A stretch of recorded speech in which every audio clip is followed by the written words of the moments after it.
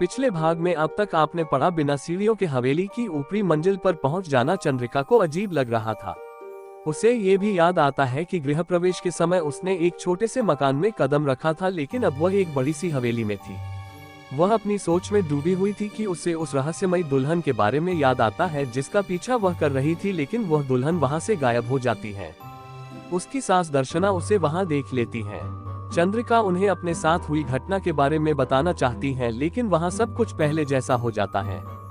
दर्शना देवी चंद्रिका को वहां भटकने के लिए डांटती है और अपनी विश्वासपात्र सेवक त्रिपाला को चंद्रिका की सेवा में लगा देती है।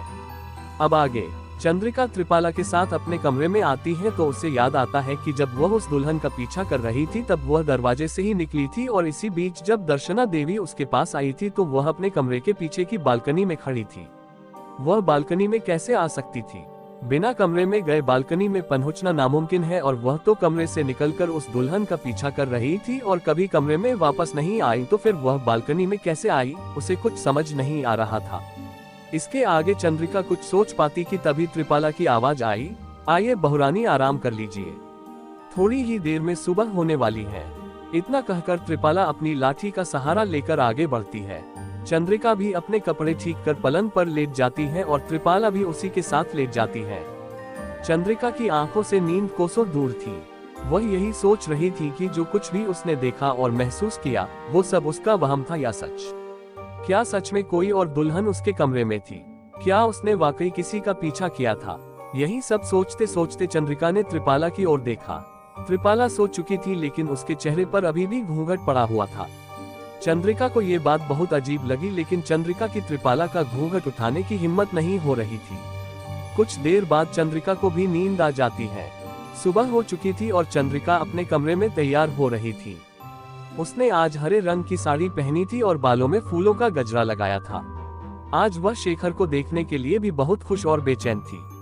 अभी वह आईने में देखकर सिंदूर लगा ही रही थी कि उसे कमरे में झांकती हुई एक परछाई दिखाई दी। उसने पीछे मुड़कर देखा तो वहां दरवाजे पर कोई नहीं था। इसे अपना वहम समझकर चंद्रिका फिर से आईने में देखते हुए सिंदूर लगाने जा रही थी कि उसे फिर से आईने में वही परछाई दिखाई दी। चंद्रिका बुरी तरह घबरा गई। उसने सिंदूर की डिबिया को नीचे रखा और भागते हुए दरवाजे पर पहुंची। उसने इधर से उधर मुंह घुमाकर देखा, लेकिन वहां पर कोई नहीं था। भाग कर आने की वजह से उसकी धड़कन तेज हो गई थी। उसने गहरी सांस ली और दरवाजा बंद करने लगी। जैसे ही वह दरवाजा बंद करके मुड़ी, उसकी चीख निकल गई। सामने त्रिपाला खड़ी थी, चेहरे पर वही घूंघट, हाथों में वही लाठी। अरे त्रिपाला काकी, आप यहाँ कब आई? अभी तो आप यहाँ नहीं थी।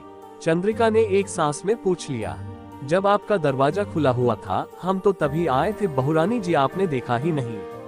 वैसे आप दरवाजे पर किसे ढूंढ रही थी बहुरानी? त्रिपाला ने जैसे व्यंग्य भरे शब्दों में पूछा। चंद्रिका सकपका गई। उसे समझ नहीं आया कि वह क्या जवाब दे। उसने संभलते हुए कहा, मैं दरवाजा बंद करने गई थी काकी। वो ऐसे तैयार होना अच्छा नहीं लगता है ना? इस घर के दरवाजे कभी बंद नहीं होते बहुरानी, यह इस घर का बहुत पुराना नियम है। त्रिपाला उसके पास आते हुए कह रही थी। तो क्या पति पत्नी का निजी कक्ष भी खुला रहता है काकी? चंद्रिका ने सकुचाते हुए पूछा। उसे अब घबराहट हो रही थी। पति पत्नी का कक्ष केवल रात में ही बंद हो सकता है, वो भी तब जब पति मौजूद हो, त्रिपाला ने स्पष्ट करते हुए कहा।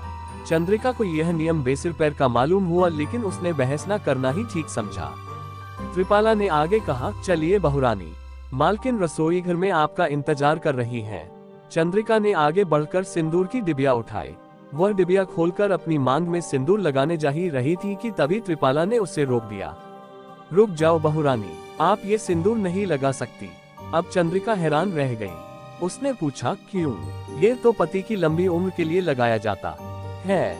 हमारे घर की बहुएं इन सब आडंबरों पर वक्त बर्बाद नहीं किया करती बहुरानी।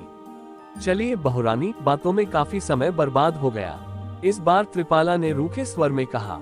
चंद्रिका को ये बात बहुत बुरी लगी, लेकिन वह कुछ नहीं बोली और त्रिपाला के साथ चल दी। चंद्रिका जैसे ही अपने कमरे से बाहर निकली, एक नई पहेली उसका इंतजार कर रही थी। बाहर निकलते ही उसकी नजर अपने कमरे की दीवारों पर जा टिकी। दीवारों पर एक बारीक नक्काशी वाला चित्र टुकड़ों में बना हुआ था। उसने चित्र को ध्यान से देखा तो उसका सिर घूम गया। उसके साथ कल रात को जो कुछ भी हुआ था, गृह प्रवेश से लेकर त्रिपाला के साथ सोने तक, हर एक घटना उस चित्र में साफ उकेरी गई थी। ये कैसे हो सकता है? ये तो कल रात की पूरी घटना को दीवार पर बनाया गया है। इतनी जल्दी इसे बनाना नामुमकिन है और मैं त्रिपाला काकी के साथ कमरे में ही सो रही थी।